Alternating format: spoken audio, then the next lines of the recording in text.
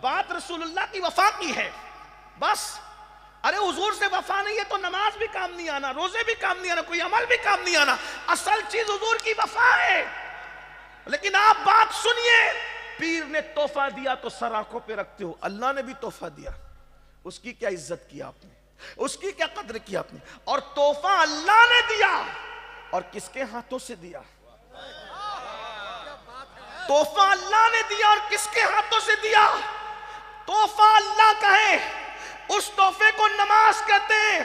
اللہ نے معراج میں لامکاں پہ بلا کے محبوب سے کہا, محبوب اتنی دور آئے ہو, صرف سمجھانے کے لیے بطور مفہوم عرض کر رہا ہوں, اتنی دور آئے ہو, اتنا لمبا سفر کیا. سفر سے لوٹنے والے کے لیے سنت ہے, سفر سے لوٹنے والے کے لیے سنت ہے کہ جب گھر لوٹے تو کوئی نہ کوئی تحفہ لے کر کے لوٹے.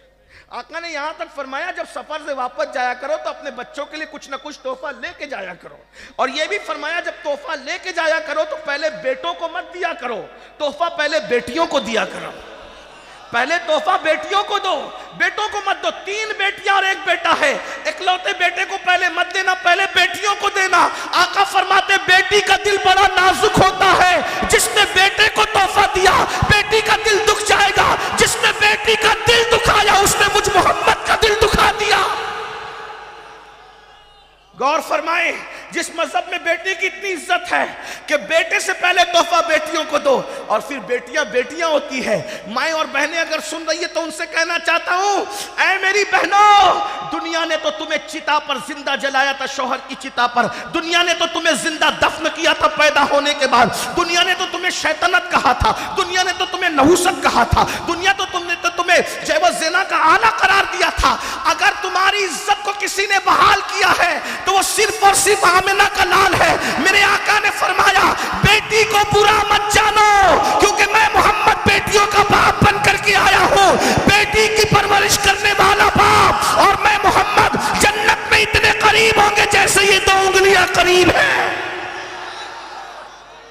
جب لوگ اپنی بیٹیوں کو اپنے ہاتھوں سے زندہ دفن کر رہے تھے, توجہ, جب لوگ اپنے ہاتھوں سے اپنی بیٹیوں کو زندہ دفن کر رہے تھے, اس وقت ایک ہستی تھی جو اپنی بیٹی کی آمد پر اٹھ کر کے کھڑی ہو رہی تھی اور کہہ رہے تھے, فدا کی امی و ابی یا فاطمہ, فاطمہ تجھ پر میرے ماں باپ قربان ہو جائے.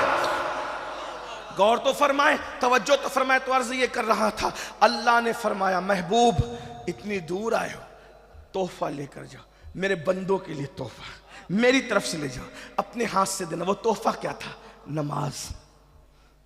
نماز نماز کا تحفہ تھا. اب بتاؤ, پیر کے تحفے کی اتنی عزت ہے, اللہ کے تحفے کی کیا عزت ہے؟ پیٹ کے پیچھے پھینک دیا نا اللہ کے تحفے کو, پیٹ کے پیچھے پھینک دیا, ڈال دیا پیٹ کے پیچھے. دوستوں کے لیے ٹائم ہے, بیوی کے لیے ٹائم ہے, بچوں کے لیے ٹائم ہے. اللہ کا وہ تحفہ جو رسول اللہ کے ہاتھوں دیا گیا, کم سے کم ان ہاتھوں کا, حضور کے وفادار ہونا, حضور کے ہاتھوں کا گئی تھی. تو مجھے کہا گیا ہے کہ میں تھوڑی سی گفتگو اور کروں اور آپ اس کو سنیں. جی ہاں, درود شریف پڑھیں سب مل کے بلند آواز سے. اللہم صلی علی سیدنا ومولانا محمد معدن الجود والکرم والہ الکرام اجمعین, صلاۃ و سلام علیک یا جد الحسن والحسین وعلی آلک و اصحابک یا جد الغوث الثقلین. تو بات یہ چل رہی تھی حضور کی وفا کی, کہ اللہ کے رسول صلی اللہ علیہ وآلہ وسلم سے جو وفا کر لے. پھر یہ بات نکلی کہ وفا کی نشانی کیا ہے. ہر ایک کے دیے ہوئے تحفے کی قدر کرتے ہو. جو تحفہ اللہ نے اپنے محبوب صلی اللہ علیہ وآلہ وسلم کے ہاتھوں سے شب معراج ہمیں بطور تحفہ دیا, جسے نماز کہتے ہیں. دوستوں کے لیے ٹائم ہے, انٹرنیٹ کے لیے ٹائم ہے, محفلوں کے لیے ٹائم ہے, نماز کے لیے ٹائم نہیں. اور یاد رکھنا, اللہ کے رسول صلی اللہ تعالی علیہ وسلم کا ارشاد سنو. آقا کریم صلی اللہ علیہ وآلہ وسلم ارشاد فرماتے ہیں, اللہ کے پیارے محبوب کا فرمان ہے کہ جس نے جان بوجھ کر نماز کو ترک کر دیا, دھیان سے سننا, حضور سے عشق کا دعویٰ کرنے والوں, آقا سے محبت کا دعویٰ کرنے والوں, آقا سے پیار کا دعویٰ کرنے والوں, انکار نہیں ہے کہ تم عاشق رسول ہو، یقیناً عاشق رسول ہو، لیکن بتاؤ اللہ کے حبیب علیہ الصلوۃ والتسلیم فرماتے ہیں جس نے جان بوجھ کر نماز چھوڑ دیا وہ میرے ذمے سے باہر ہو گیا، قیامت کے دن اس کے ساتھ میرا کوئی وعدہ نہیں ہے۔ اللہ کے بندو ذرا سوچو، جس سے حضور علیہ الصلوۃ والتسلیم بیزاری کا اظہار فرمائے۔ سیدنا ابو ہریرہ رضی اللہ تبارک و تعالیٰ نے ارشاد فرماتے ہیں کہ اللہ کے رسول علیہ السلام مجھ سے کہا کرتے تھے، اے ابو ہریرہ بے نمازی کی صحبت میں نہ بیٹھا کرو، اس لیے کہ جہاں بے نمازی ہوتا ہے مسلسل اللہ کی لعنتیں اس پر برستی رہتی ہے۔ اللہ اکبر، جن کی صحبت میں بیٹھنے سے اللہ کے رسول علیہ السلام اپنے صحابہ کو منع کریں، آپ مجھے بتائیں وہ بے نمازی ہے۔ مسجدوں کو ویران کر کے مصطفیٰ جان رحمت کے دل کو تکلیف پہنچانے والوں، اللہ کے حبیب علیہ السلام نے ایک مرتبہ اپنے صحابہ سے کہا، اے میرے صحابہ یہ اللہ کی بارگاہ میں دعا کرو کہ کوئی بدبخت نہ رہے، کوئی محروم نہ رہے، اللہ سب کو بدبختی سے بھی بچائے، محرومی سے بھی بچائے۔ صحابہ کرام سے یہ کہنے کے بعد آقا ارشاد فرماتے ہیں، کیا تم مجھ سے نہیں پوچھو گے کہ بدبخت کسے کہتے ہیں، محروم کسے کہتے ہیں؟ ذرا دھیان سے سننا، جو رسول ہر امتی کا بخت ہے، اللہ اکبر، وہ رسول جو ہماری قسمت ہے، وہ رسول اللہ اکبر جو ہمارے مقدر میں لکھی ہوئی ہماری گویا کہ تقدیر ہے۔ اسی لیے تو حضور کے امتی کو ہم بد نصیب نہیں کہہ سکتے، کیونکہ جس کے نصیب میں آمنہ کا نام لکھا ہو اس سے بڑھ کر نصیب والا کون ہو سکتا ہے؟ ہمارا نصیب ہمارا رسول ہے، لیکن وہی حضور فرما رہے ہیں، اے میرے صحابہ دعا کرو کوئی بدبخت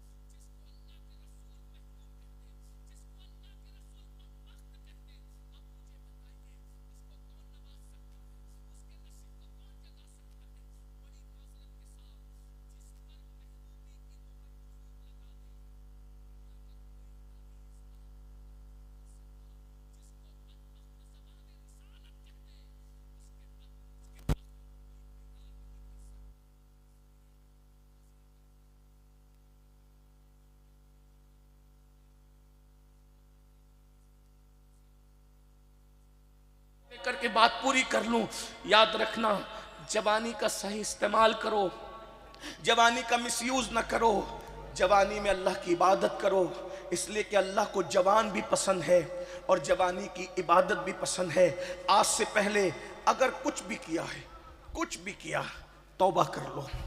اللہ تعالیٰ ارشاد فرماتا ہے، جمع الجوامع ایک کتاب ہے، اس کتاب میں یہ حدیث موجود ہے۔ اللہ پاک حدیث قدسی میں فرماتا ہے، جس جوان کو میں خوبصورتی دوں، دھیان سے سنیں، سب خوبصورت ہو، یاد رکھنا اگر رنگ سانولا ہے تو یہ خوبصورتی کے خلاف نہیں ہے، کیونکہ جس کو قدرت چار قسمیں اٹھا کر جس کے حسن کو بیان کرے اس سے خوبصورت کون ہو سکتا ہے؟ اللہ فرماتا ہے وَالتین والزیتون وطور سینین وَهَذَا الْبَلَدِ الْأَمِينَ لَقَدْ خَلَقْنَا الْإِنسَانَ فِي أَحْسَنِ تَقْوِيمٍ۔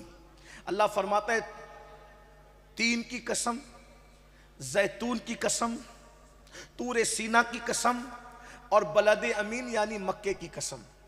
تفسیری ترجمانی یہ ہو سکتی ہے ولادت گاہ ابراہیم کی قسم، ولادت گاہ عیسیٰ کی قسم، ولادت گاہ موسیٰ کی قسم اور ولادت گاہ محبوب کی قسم۔ لوگ کہتے ہیں میلاد کہاں سے ثابت ہے؟ میں نے کہا جن کے میلاد گاہوں کی قسم قرآن اٹھاتا ہے، اب یہ میلاد نہیں تو پھر میلاد کس چیز کا نام ہے؟ اور ایک تفسیری قول اور بھی بیان کر دوں، 3 سے مراد صدیق اکبر، زیتون سے مراد عمر ابن خطاب، اور طور سینا سے مراد عثمان غنی، اور بلد امین سے مراد مولا علی. تب یہ کہہ سکتے ہیں ابو بکر کی قسم، عمر کی قسم، عثمان کی قسم، علی کی قسم. 4 قسمیں اٹھا کر کے پھر کہا جا رہا ہے لَقَدْ خَلَقْنَا الْإِنسَانَ فِي أَحْسَنِ تَقْوِيمٍ، ہم نے انسان کو بہت خوبصورت بنایا. انسان بہت خوبصورت ہے، فرشتوں کے پاس بھی وہ حسن نہیں ہے جو اللہ نے حضرت انسان کو عطا فرمایا ہے. اس لیے کہ اگر اللہ کی مخلوق میں انسان سے زیادہ خوبصورت کوئی ہوتا تو اللہ اپنے محبوب کو اسی لباس میں بھیجتا. اللہ نے محبوب کو لباس بشر میں بھیج کر بتا دیا تجھ سے زیادہ خوبصورت کوئی نہیں ہے. یہی آ کر کچھ مولویوں کو ٹھوکر لگی. نبی کو لباس بشر میں دیکھ کر انہوں نے کہا نبی چھوٹا ہے کیونکہ لباس بشر میں ہے. ہم نے کہا نظریں بدل گئی تو نظارے بدل گئے. نبی کو لباس بشر میں مولوی نے دیکھا تو نبی چھوٹا نظر آیا، اور ہم نے لباس بشر میں دیکھا تو ہمیں لباس بشریت کی معراج کا اندازہ ہو گیا، اور بے دم شاہ وارسی کا دمدار شعر یاد آ گیا. اب آدمی کچھ اور ہماری نظر میں ہے، اب آدمی کچھ اور ہماری نظر میں ہے. جب سے سنا ہے یار لباس بشر میں ہے، جب سے سنا ہے یار لباس بشر میں ہے، ہمیں پتا چل گیا لباس بشریت کتنا عظیم لباس ہے کہ اللہ نے حقیقت محمدی کو لباس بشر پہنا کر کے بھیج دیا. اس لیے تم سب خوبصورت ہو. لیکن قرآن کیا کہہ رہا ہے؟ ثم رددناہ اسفل سافلین. اگر تم نے جوان کی قدر نہیں کی، اگر تم نے جوانی کی قدر نہیں کی تو اللہ تمہیں بڑھاپے کے عمیق غار میں ڈھکیل دے گا. آپ سوچتے ہیں کیا کوئی ایسا بھی ہے جس کو بڑھاپا نہیں آتا؟ علامہ ابن رجب حنبلی اپنے رسائل میں لکھتے ہیں کہ علامہ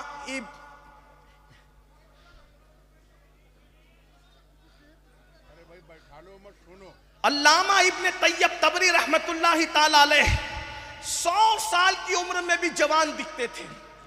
100 سال کی عمر میں بھی جوان دکھتے تھے. یاد رکھنا یہ جو سٹیائی ہوا کھوسٹ کمزور بڑھاپا آتا ہے نا، بڑھاپا وہ گناہوں کی وجہ سے آتا ہے.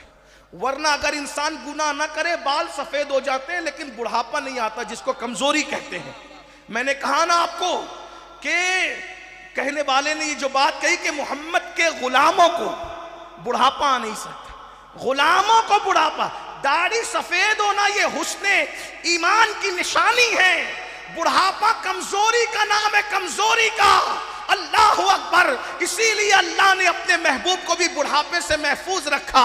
63 سال کی عمر میں بھی اللہ کے رسول علیہ السلام 35 سال کے جوانوں کی طرح نظر آتے تھے. اسی لیے جو بھی حضور کو دیکھتا پکار اٹھتا یا شباب، اے جوان. اسی لیے یاد رکھنا اللہ اکبر. اور پھر بات مولا علی کی آتی ہے تو اللہ نے علی کو ایسی جوانی عطا فرمائی ہے، اللہ نے علی کو ایسی جوانی عطا فرمائی ہے کہ مولا علی کو کبھی بڑھاپا آیا ہی نہیں. بلکہ ایک بات میں آپ سے کہہ دوں، قاتل دشمن تھا لیکن قاتل نے علی کو بازار میں نہیں مارا، قاتل نے علی کو دکان پہ نہیں مارا، قاتل نے علی کو بستر پہ سوتے ہوئے نہیں مارا. اس لیے کہ علی کی نیند میں بھی روب تھا، روب. قاتل جان گیا علی کو مارنا ہے تو سوتے میں بھی نہیں مارا جا سکتا.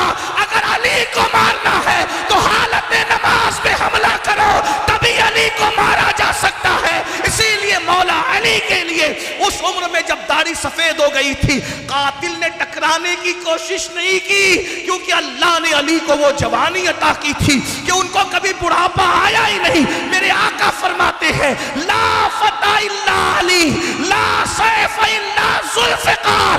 علی کی طرح کوئی جوان نہیں ہے، ذوالفقار کی طرح کوئی تلوار نہیں. ابن رجب حنبلی لکھتے ہیں ابن طیب طبری سے پوچھا گیا 100 سال کی عمر میں آپ کو بڑھاپا نہیں آیا، وجہ؟ ابن طیب طبری فرماتے ہیں میں نے جوانی میں اپنے آپ کو گناہوں سے بچایا اور اللہ نے مجھے بڑھاپے سے محفوظ فرما لیا. طاقت بہت ہوگی. لوگ کیا کہتے ہیں؟ میں انکار بھی نہیں. گھی کھاؤ، کاجو کھاؤ، بادام کھاؤ، پستہ کھاؤ، مغزیات کھاؤ، مقوی غذائیں کھاؤ، طاقت رہے گی۔ میں ایک سوال کرتا ہوں، انکار نہیں، کھاؤ، لیکن جن کے گھر میں ایک ایک مہینہ چولہا نہیں جلتا تھا ان کو کون سے ڈرائی فروٹ نصیب ہوں گے؟ جن کو روٹی نہیں تھی کھانے کے لیے وہ ڈرائی فروٹ کب کھاتے؟ لیکن طاقت کتنی تھی، کتنی طاقت تھی۔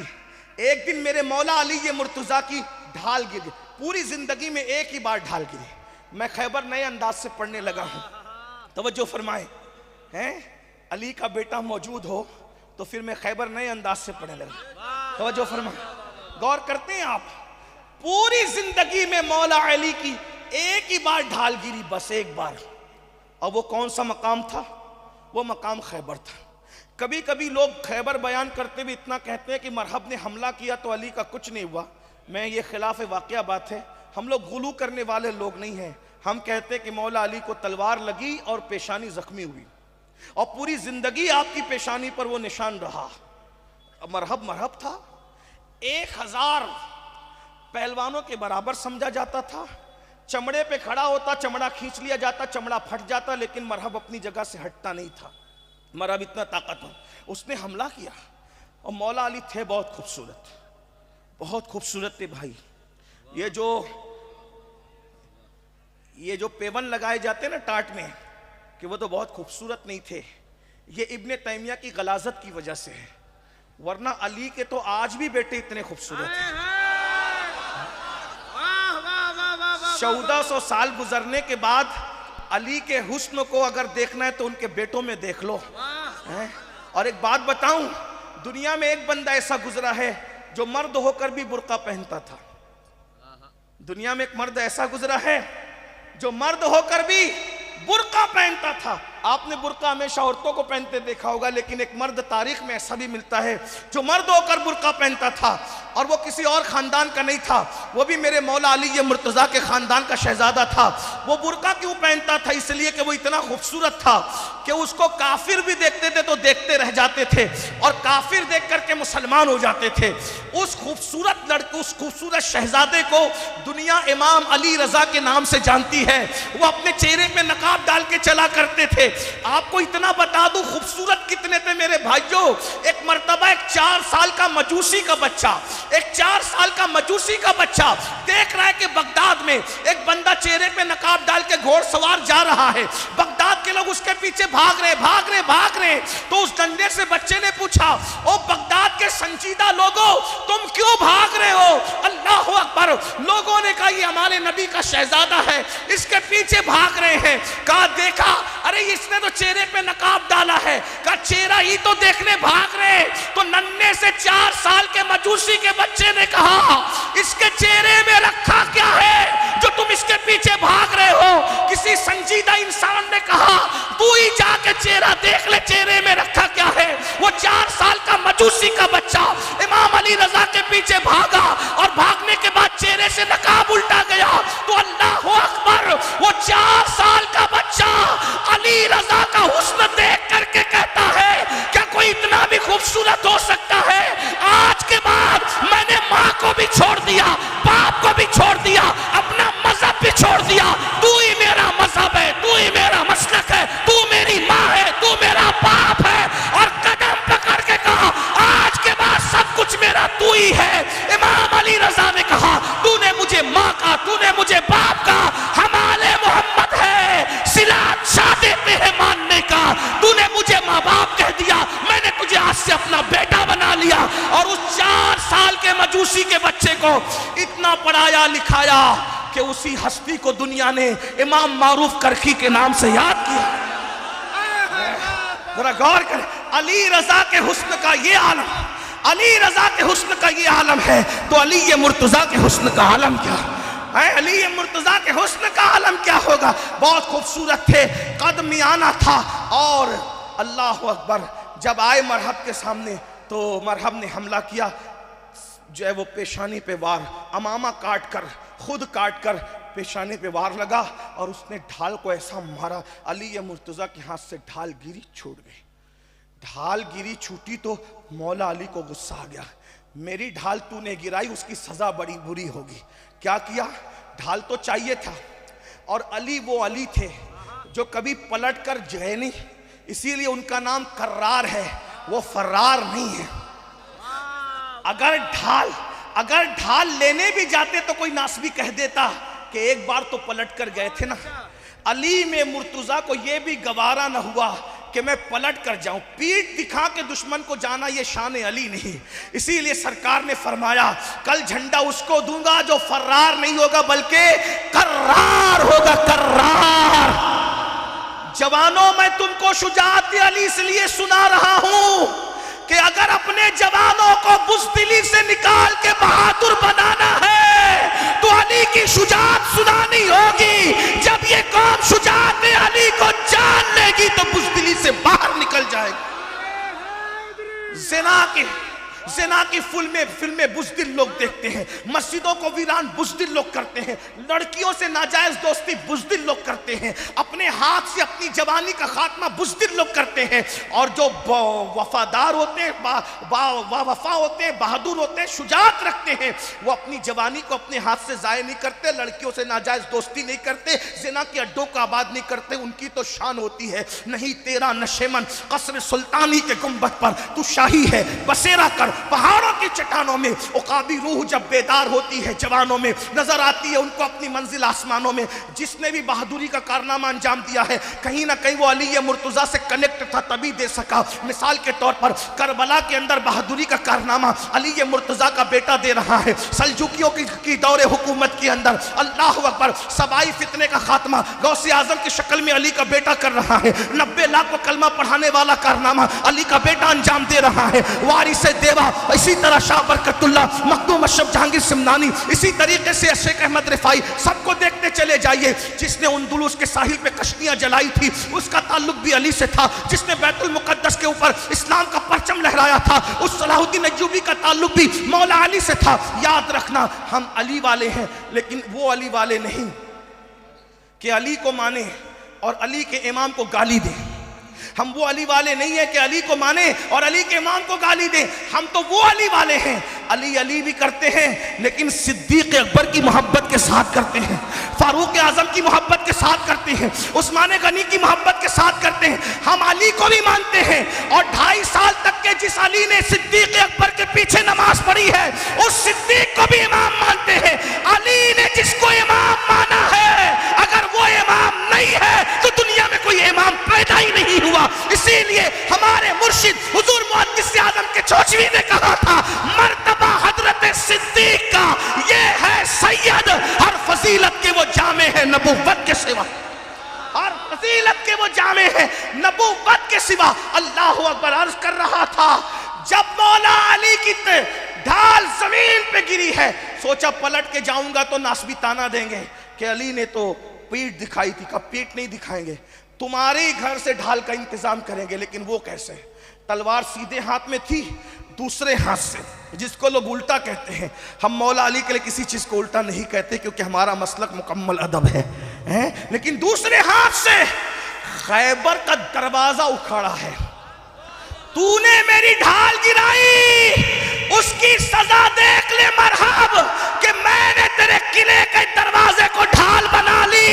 اور اللہ اکبر 150 من کا دروازہ اٹھا کر مولا علی اس کو ڈھال بنا کر کے لڑتے رہے، اور جب اٹھا کر کے پھینکا ہے تو 40 لوگ مل کر بھی اس کو اٹھا نہ سکے۔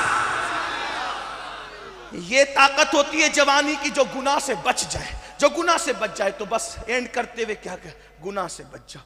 جب بھی دل چاہے گناہ کرنے کا ایک چیز سوچنا اللہ دیکھ رہا ہے، بس کوئی دیکھے نہ دیکھے اللہ دیکھ رہا ہے۔ اور اس تصور سے کہ اللہ دیکھ رہا ہے زندگی میں ایک گناہ چھوڑ دو گے اللہ ساری زندگی کے گناہ معاف کر دے گا۔ میرے آقا علیہ السلام فرماتے ہیں کوئی عورت پہ انسان کا قبضہ ہو جائے اور انسان اس سے زنا کرنے کی کوشش کرے اور کوئی روکنے والا نہ ہو، بس یہ سوچ کے کہ اللہ دیکھ رہے آدمی دور ہو جائے، اللہ اسی وقت اس کو بے حساب جنت نعیم کا مستحق قرار دیتا ہے۔ اللہ دیکھ رہا ہے۔ ترمذی شریف کی ایک حدیث ہے جس کو میں اپنے الفاظ کے جامع میں، جس کو علامہ ابن الجوزی نے بھی لکھا، بڑے بڑے بزرگوں نے لکھا، اپنے الفاظ کے جامع میں پیش کر رہا ہوں۔ حضور کو یہ حدیث خود اتنی پسند تھی یہ واقعہ کہ حضرت عبداللہ ابن عمر کہتے ہیں میں بچہ تھا، پھر بھی حضور سے میں نے 7 مرتبہ اس حدیث کو سنا، کچھ یاد رہے نہ رہے یہ حدیث یاد رکھنا، اسی پہ میری بات پوری ہو رہی ہے۔ جوانی کی حفاظت کیجئے، جوانی کی قدر کیجئے، جوانی چلی جائے گی، پچھتاؤ گے پچھتاؤ گے پچھتاؤ گے۔ 16 سال سے شروع ہو کر 50 سال تک جوانی رہے گی، پھر چلی جائے گی۔ اللہ کے رسول علیہ السلام فرماتے ہیں بنی اسرائیل میں ایک جوان تھا، اس کا نام کفل تھا، کفل۔ حضور کو بہت پسند تھا یہ واقعہ، حضور نے ابن عمر نے 7 بار سنا، تو جو جوان اور بڑی عمر کے صحابہ تھے انہوں نے کتنی بار سنا ہوگا؟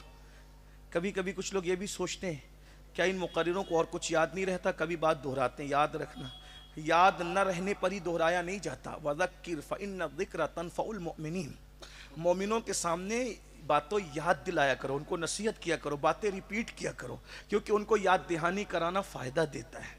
عالم ما کان و ما یکون نے جب ایک واقعے کو 7 مرتبہ ابن عمر کے سامنے بیان کیا تو یہ بھی یاد رکھنے کی بات ہے نا۔ کفل ایک جوان ہے، اپنے الفاظ کے جامع میں حدیث کا مفہوم پیش کر رہا ہوں، لیکن وہ عیاش ہے، گنہگار ہے، پاپی ہے، جوان ہے، پاپی ہے۔ یعنی اپنے الفاظ کے جامع میں کہ وہ اتنا بڑا پاپی ہے کہ روزانہ وہ اپنے بستر پر کوئی نئی لڑکی کی تلاش میں نکلتا تھا، روزانہ، اور روزانہ کسی نہ کسی حسن کے ساتھ وہ کھیلتا تھا، حسن کے ساتھ کھیلتا تھا۔ آج بھی لوگ جوانی کا استعمال اسی میں، لوگ سمجھتے ہیں انجوائے جوانی کا اسی میں کہ ہم پاپ کریں زنا کریں۔ یاد رکھنا، نیکی سے بڑھ کر انجوائے کی کوئی چیز نہیں ہے، اور ہمارا مذہب دقیانوسی مذہب نہیں ہے۔ لوگ کہتے ہیں وہ دریاؤں کی سیر کو نہ جاؤ، ہم نے کہا کیوں نہ جائیں بھائی، جب ہمارے رسول صلی اللہ علیہ وآلہ وسلم سیر کے لیے گئے تو ہم کیوں نہ سیر کریں؟ بس اتنا ہے، سیر کو جاؤ، انجوائے کرو، گناہ مت کرو۔ حضور بھی سیر کو گئے، حضور کے سامنے 3 چیزیں پیش کی گئی سیر کے وقت، دودھ، پانی، شراب، ہے نا، دودھ، پانی، شراب، 3 روایتیں۔ دوسری روایت میں دودھ اور شراب، وہ یا رسول اللہ اس کو پیجئے، دونوں میں سے جو پسند کیجئے۔ حضور نے شراب نہیں پیا، دودھ پیا۔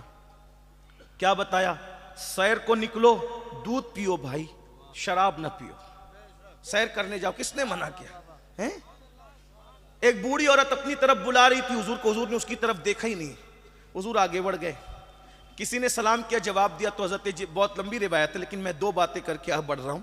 جبریل نے عرض کیا حضور اچھا ہوا اس بڈھی کی طرف آپ نے نہیں دیکھا، وہ دنیا تھی، اور جس نے سلام کیا وہ ابراہیم علیہ السلام آپ کے جد امجد تھے، آپ نے ان کی طرف دیکھا، اچھا کیا۔ کیا اشارہ مل رہا ہے؟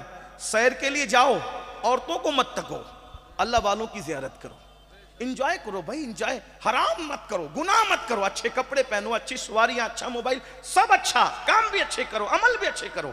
کفل کی عادت تھی روزانہ نئی لڑکی کی تلاش۔ ایک دن نئی لڑکی کی تلاش میں نکلا، جب نئی لڑکی کی تلاش میں نکلا دیکھا سامنے سے محلے کی خوبصورت لڑکی آ رہی ہے، اور اس لڑکی کو حاجت ہے پیسوں کی۔ یہ پیسے صرف سمجھانے کے لیے، وہ وقت تو پیسوں کا نہیں تھا، درہم و دینار کا وقت تھا، لیکن سمجھانے کے لیے پیسوں کی حاجت تھی۔ اور ایک بات یاد رکھنا اچھی طرح سے، سلیگوڑی اور قرب و جوار سے آنے والوں، آج جو رونا روتے ہو نا اپنے جلسوں میں، مسلمانوں کی بیٹیاں بھاگ رہی ہے، مرتد ہو رہی ہے، لوگ مرتد ہو رہے ہیں، کافر ہو رہے ہیں، جلسے میں درد بھری باتیں کرنا مرتد کے فتنے کا حل نہیں ہے، فتنہ ارتداد کا حل نہیں ہے، جب تک کہ اس مرض تک نہ پہنچو کہ لوگ مرتد کیوں ہو رہے ہیں۔ پہلی بات تو جتنی تعداد مرتد ہونے والوں کی بتائی جا رہی وہ صحیح نہیں ہے، چند گئے، چند لوگ گئے، سب نہیں، لیکن گئے کیوں؟ 80% لوگ وہ ہیں جن کے باپ کے علاج کے لیے اس قوم نے مدد نہیں کی، جن کی شادیوں کے لیے 30 35 سال کی عمر کی لڑکیاں ہو گئی، کوئی ان کو رشتہ دینے کے لیے نہیں پہنچا۔ کیوں؟ کیونکہ ان کے پاس جہیز دینے کے لیے بھیک میں پیسے نہیں تھے۔ ہم کسی کی مدد نہیں کرنا چاہتے اور سوچتے ہیں کہ ان فتنوں پر ہم کنٹرول کر لیں گے۔ اگر فتنے سے قوم کو بچانا ہے، فتنہ ارتداد سے، مدد کرنا سیکھو، امداد کرنا سیکھو۔ ہم جلسوں پر تو لاکھوں خرچ کر سکتے ہیں، غریبوں پر بھی خرچ کر سکتے ہیں، بڑی معذرت کے ساتھ، کیونکہ یہ درسگاہ اور خانقاہ یہاں چونکہ جمع ہے ایک ساتھ، اور میرے مخدوم کی خانقاہ یوں بھی درسگاہ اور خانقاہ کا ایک سنگم ہے۔ میرے مخدوم کے دور میں ان سے بڑا عالم نظر نہیں آتا۔ آپ کیا سمجھتے ہیں؟ اردو زبان کے بانیین میں جن کا شمار ہوتا ہے ان میں سے ایک ہستی میرے مخدوم سرکار مخدوم اشرف جہانگیر سمنانی کی. اور ایک بات آپ کو یہی بتا دوں، وہ جتنے قلم کے دھنی تھے اتنے تلوار کے بھی دھنی تھے.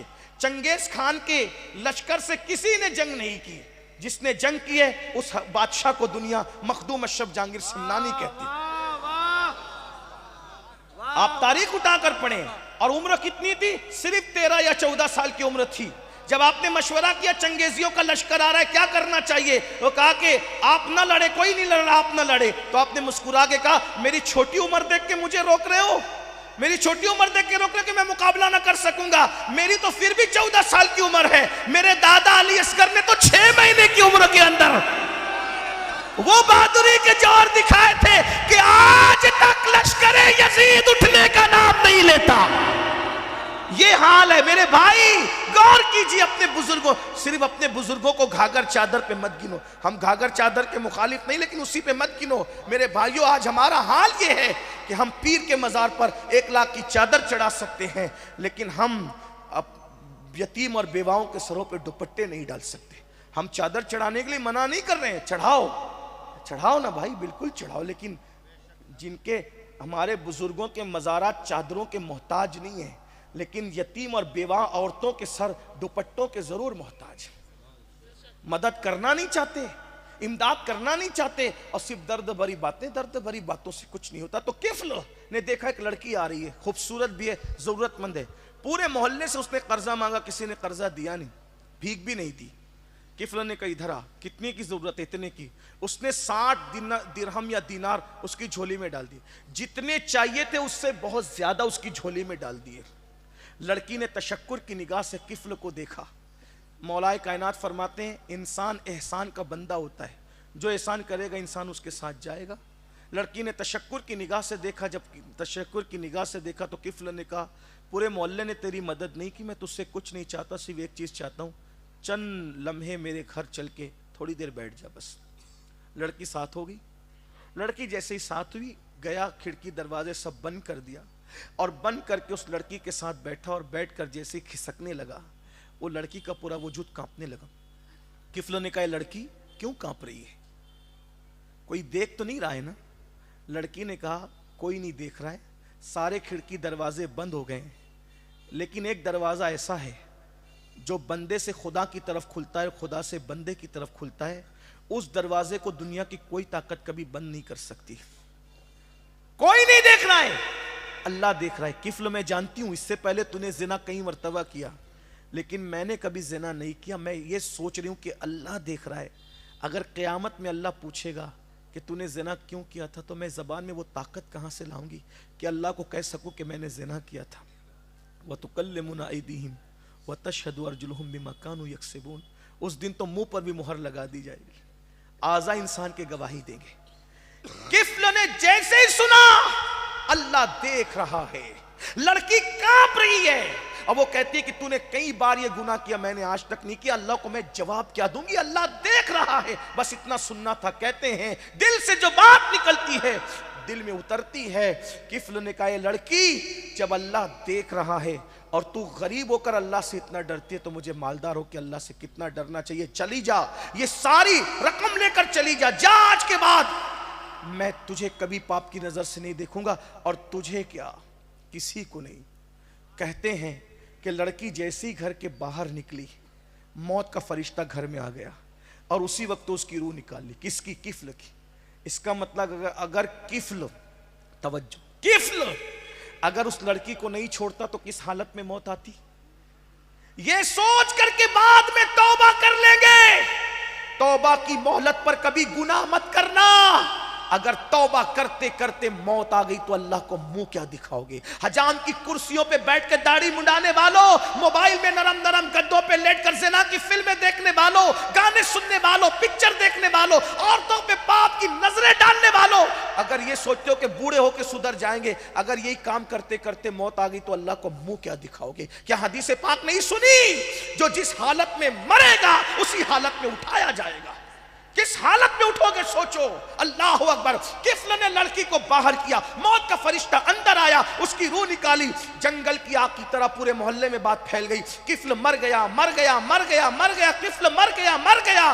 بہت زاہدان خشک نے باتیں کی ہوگی, اتنا پاپی تھا, پتہ نہیں اس کا منہ کیسا ہوگا, اس کا کیا حال ہوگا, کیا ہوگا کیا ہوگا اور کیا ہوگا. زاہدان خشک تو ایسی باتیں کرتے ہیں, لیکن کچھ ایسے بھی اہل عشق ہوتے کہ ارے کچھ بھی تھا لیکن تھا تو مسلمان, چلو اس کے جنازے میں چلتے ہیں. جب اس کے گھر پہ آئے تو کیا دیکھا, اس کے گھر کے دروازے پر نور کے قلم سے لکھا ہوا تھا, ان اللہ تعالی قد غفر للکفل, ان اللہ تعالی قد غفر للکفل, اللہ نے کفل کی مغفرت کر دی. کیوں؟